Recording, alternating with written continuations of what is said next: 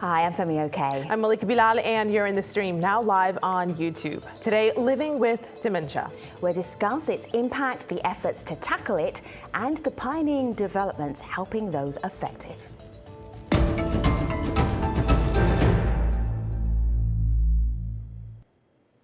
Dementia can be devastating for those living with it, as well as their family and friends. Patients with the illness face a daily battle to unlock memories, get around, and complete routine tasks.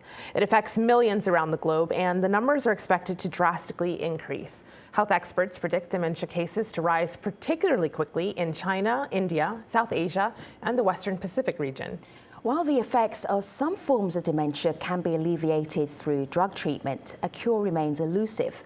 Joining us to talk about this from Maryland, Mary Rednowski, a dementia rights advocate who was also diagnosed with dementia 12 years ago. In Georgia, Laura Jackson, a clinical manager with the Dementia Virtual Tour, and that's a program that stimulates dementia and used as a resource to train people in patient care. In the UK, Michael Hornberger is a professor of applied dementia research at Norwich Medical School. He also helped design a mobile game called Sea Hero Quest. It gathers data related to the illness. And in Switzerland, Tarun Dua, she's a medical officer with the World Health Organization working in the field of neurological disorders. Hello, everybody. It's good to have you here. Mary, when did you realize that something was going wrong with your health? You were diagnosed with dementia 12 years ago. What were the signs? How did you even know?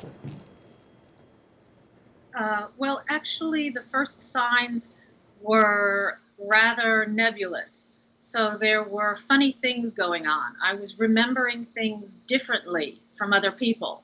I didn't forget things.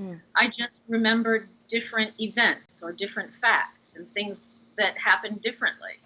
So that was kind of strange, but it was when I was teaching at the university that I especially noticed it when I told the students that they needed to turn something in one day, and they said, no, you didn't even give that assignment. So then I started realizing that 20 students in the classroom knew something that I didn't. Sure.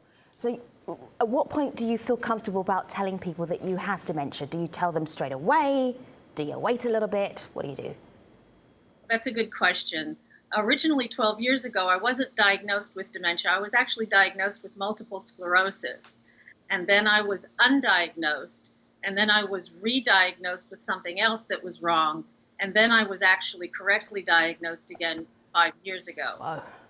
So it's only been in the last 5 years that I've even been telling people, and the answer is I didn't tell them right away for the most part because of the stigma, and the responses that I got were pretty much scary. People would stay away or just kind of tilt their head and put that really sad look on their face. So I don't usually tell people right away unless I'm advocating in a specific setting. Just like the casual person on the bus, for example, I don't mention it. And Mary, I'm sure a lot of people in our online community can relate to what you're saying and that stigma that so many people face. Tasneem here says she's dealing with a member of her family who is suffering from dementia and Alzheimer's, to be specific. Tasneem says, my family refused to consult the doctor for a long time, even though the early symptoms of immediate memory loss began showing because of this common belief that dementia is a natural stage of aging and there's really nothing that medicines can do. So Michael, take us through this. This is two things. One, knowing and the knowledge that Alzheimer's is not necessarily equal to dementia. And two, is it a natural part of aging and is everyone going to go through it? Yes, I think it's a great point that Alzheimer's disease is only one type of dementia. So dementia is an umbrella term across many different diseases, and Alzheimer's disease is the most common form of dementia, and people with Alzheimer's disease usually have more memory problems. Now, for a long time, it was really thought that people, when they age, they would all develop dementia, for example, or it would be just part of normal aging. But now we know, of course, that it's a disease which actually develops only in some people, and where certain proteins in the brain start clumping together, become toxic to the nerve cells, and the nerve cells start dying. I want to show you a graph back here. It's the Alzheimer's Disease International globe, and it's showing you, here we go, how many people around the world suffer from Alzheimer's. And in the Americas, we have over 9 million, 10 million in Europe, 4 million in Africa, 22 million in Asia. Tarun, this is a widespread issue. This isn't, and that's just Alzheimer's. That's not in any other complications from dementia. Do we understand it well enough right now in terms of what this means for the global population? I think that's a very important point that you raise, the number of people affected by dementia. And actually, if you look at the map in 2017, the numbers have climbed up from 45 million to 50 million. So there are every year more cases of dementia. And if you think about, there is actually one case every 3 seconds. So if I count as 1001, 1002, 1003, there is a new case of dementia. And what it means that if we think about these numbers, which are 50 million today, by 2050, this is going to triple. So we are talking about a burden of 150 million people living with dementia. Now, one misconception that we have is that dementia is a problem in high-income countries, which is not true. It's a problem all over the world, and there your graph showed that. It's a problem in Africa, it's a problem in Asia, it's a problem in low and middle income countries. So thus meaning that it requires an economic response. And the third point to remember is that it's a growing burden, it's a global problem, is the economic impact. So if we look at the billions of dollars lost due to dementia, it's more than 800 billion. And by 2030, it's going to be more than $2 trillion. So really, it requires a coordinated response, and that has to happen today by all of us. Laura, one of the main things that you do is actually teach people how to care for people with dementia. If this is happening in your family, you're watching this program and you're thinking, I think that might be a member of my family, what would you advise people to do? What should they be doing?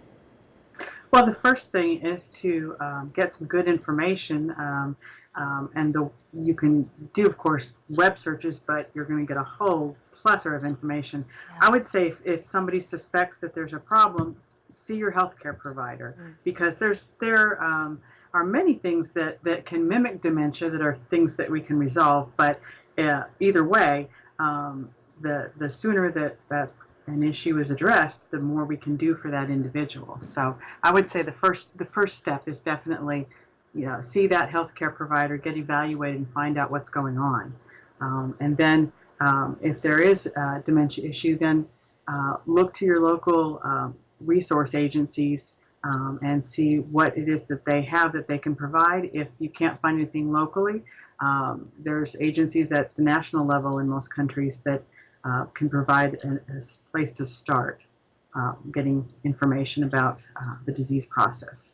So I'm going to complicate that just a little bit here, because we got so many stories from people who are caring for their loved ones with dementia. This is one from Yvonnes. She sent us a video comment out of Pennsylvania, and here's her specific story. My mother is a Dominican immigrant, and she has Alzheimer's disease.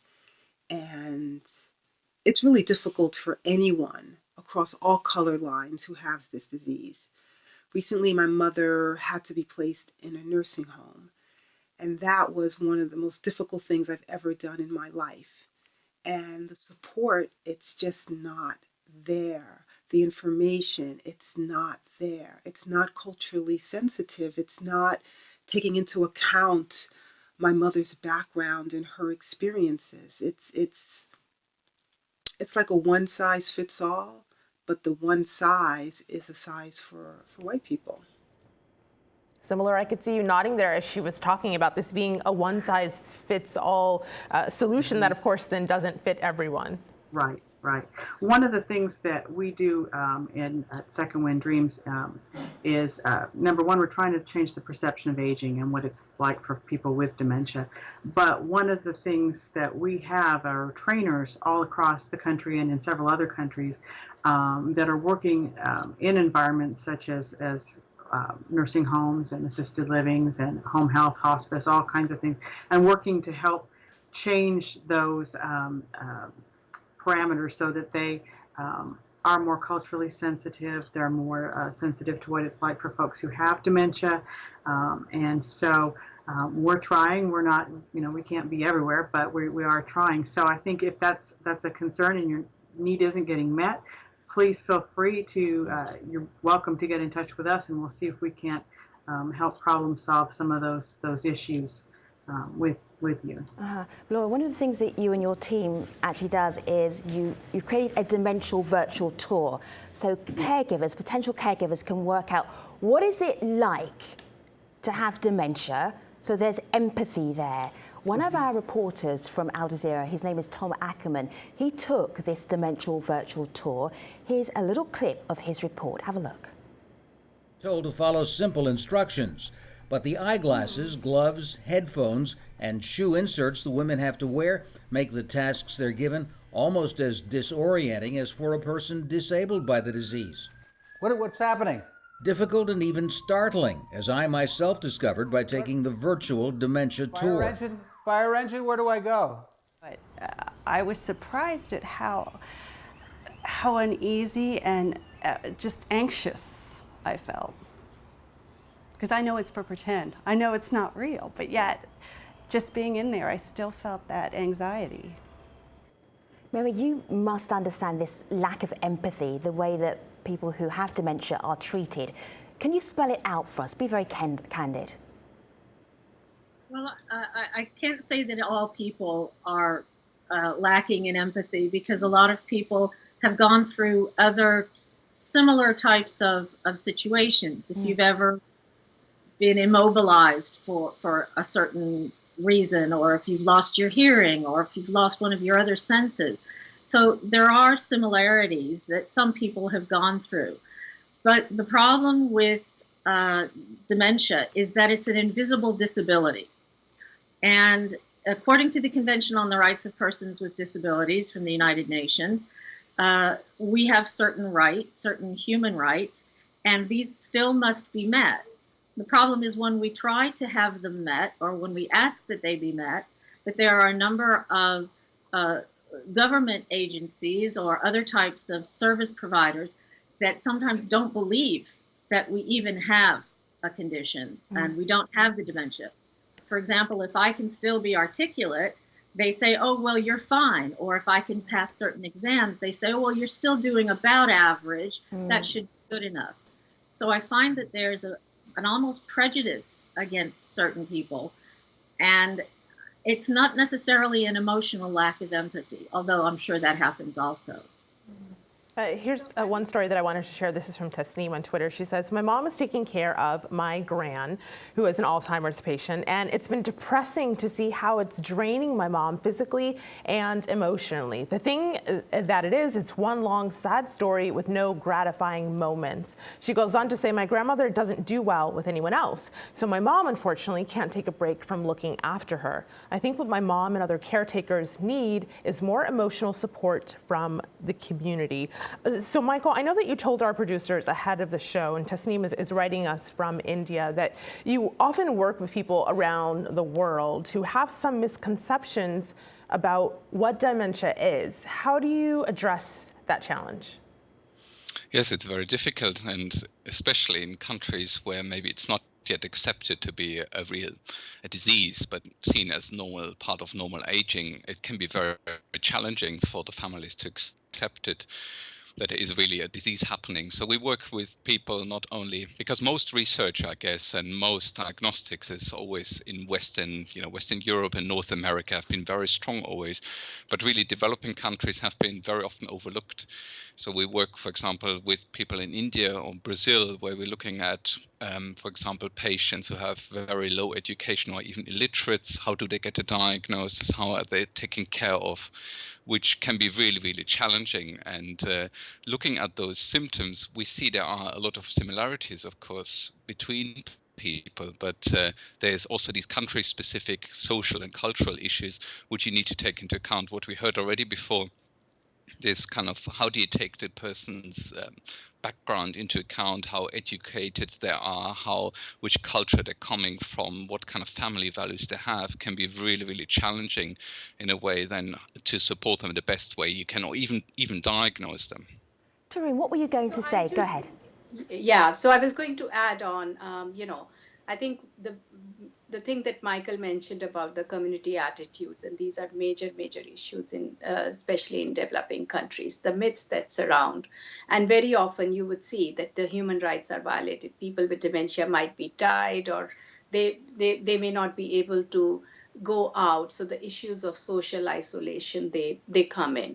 So, and in addition, what also happens is that many of these low and middle income countries in developing world, we do not have a response. So for example, if you look at the number of countries which have a dementia policy or a strategy, most of them, these are in high income countries. So if there are 30 odd countries today with a national dementia policy, 27, 28 are the high income countries. And there are only a couple of countries from the developing world that have thought about that response. So really, what we need is, one, changing the attitudes of the people. So raising the awareness and understanding about dementia at a community level, and then strengthening our systems. I think what we heard earlier, that we don't have services that are tailored to the needs of the people. And I think that's extremely important. And it requires investment from countries, from the governments. And we require that response across all the three levels if we want to see that every people with dementia, their caregivers, their families receive the care and support that is required. Right now, there's some very interesting pioneering research going on and some very interesting policies. Let me show you a place called Hagervay. It is in the Netherlands. It is a village. Everybody in this village, apart from the carers, has dementia. Have a look. We started with our vision, a normal life for people with severe dementia. People have the same norms, values, day rhythm, so we have less behavior problems. More important, the resident feels more at home. They are free, so they can do anything that they want, but where the safety? It's another way of thinking. You cannot prevent everything, but you can work on quality of life and have still fun. The feeling that you give is the feeling that the people will respond on. I really find it a special place. It's a different place. I think it's possible to have a comfortable, normal life with severe dementia. So we got this comment from Derek Fisher, who is a dementia advocate on Twitter, and he knows very well about that village. And he writes, for those with dementia who are living there, it offers freedom of choice. It emulates life as an everyday situation. People are treated as people, and they're treated with dignity. It does not have a care home feel, and it has a wonderfully structured, open way of life. But we got these comments as well about the village. This is Dementia Nigeria, and they're a blog dealing with people who have to care with people suffering from dementia. They write, I've heard about it, but financially unviable in our third world country, I'm afraid. Another person also writes in something similar. Ruth says, I've heard a little about it, but are they financially feasible for every family? So Melora, the finances is something that a lot of people are picking up on, and they know that there are options out there, but they wonder if they will be able to suit families who may not have those means. Yeah, and there's a lot that we can do, I think, as caregivers, regardless of finances. So, a place like that is wonderful. There are some places where the night shift wears pajamas rather than traditional clothes, so that it helps the people realize that it's nighttime and it makes it more comfortable. There's all kinds of different innovative things here and there. We need to come up with a way as a world culture to be more focused on the person-centered care. And I think the individual person, whether they've got means or not, can work towards providing person-centered care by, one, getting a little bit of awareness and understanding and empathy, but also focusing on the choices and focusing on what that individual with dementia is still able to do, and celebrating that rather than focusing on all of their deficits. Of course, you have to make accommodations for things, but I think that's something that any care, long-term care situation, whether it's the equivalent of a nursing home or assisted living, or if it's in somebody's home or a small group home living situation. They may not have all those fancy bells and whistles, but they certainly can look at offering simple choices and learning some basic ways to approach people to make it more comfortable and easier and more user-friendly for that person with dementia. Michael, you and your partner came up with something a little bit fancy, and that was a game, like a gaming app. How does that fit into treatment or care? It's called See Hero. I'm going to play a little clip, but would you explain how it works before we see it? Yes, so basically we developed a game which is really much more about that people don't know that you can potentially prevent a lot of dementia as long as you early enough identify people. And that's really a challenge at the moment, where we're mostly looking at memory, when people have memory deficits. And what we're thinking is that people have very, very subtle navigation changes long before they have memory problems, but to measure them is quite difficult. So we developed this game which really measures navigation in healthy people and in patients as well, to see how they're navigating, to potentially then have them diagnosed much earlier and then hopefully treat them also much earlier. All right, Michael, let's just see a little bit of that See Hero Quest. Have a look.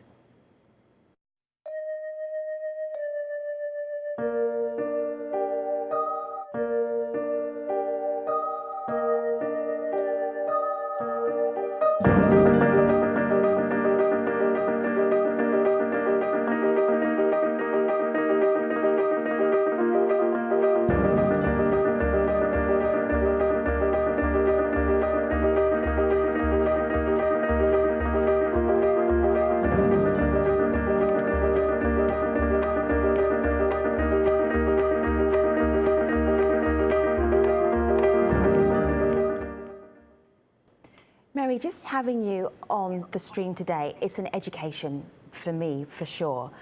How would you explain to our viewers how you navigate your life? How do you work around your dementia?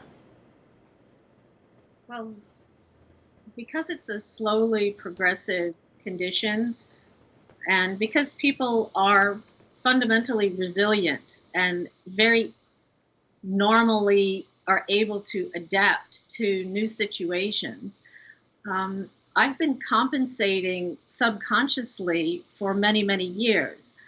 When you forget something regularly, you start to write it down. When you pick up the wrong thing from time to time, you make sure that the right thing is in the right place. But in general, you have to think about the way you think. And it's something that anybody who has ever had to teach naturally does, because before you can teach something to someone else, you have to think about how someone learns it. So basically, I think that's what I've been doing. I've been thinking about the way that I thought, how I used to do things, because it was so natural, it didn't even occur to me. It was almost automatic. So now I have to think about it, how I go about things, and set things up so that it is possible for me to still accomplish what I want to accomplish, because I have goals and I still intend to accomplish those goals as long as I can. And many of those goals are much different from the ones I used to have, but I'm still able to do it because I'm still able to understand a lot of the processes. This is not possible for people with much more advanced dementia, but they can still learn. And that's a big thing to really understand, is that just because certain parts of our brain have been damaged, other parts are still functioning and we can relearn things. So that's what I'd like to be able to do. So we got this question via YouTube. Ishant says, how can I spread awareness about dementia in my region? There's an answer from Jahangir: be open to behavioral changes, be patient, and be simple. So thank you very much to our guests. We've got Mary and Malora and Tarun and Michael. It's been an education having you on the programme. We really appreciate your knowledge and your thoughts and your experiences. Our conversation continues always online. Malika and I will see you on Twitter, #AJStream. Thanks for watching.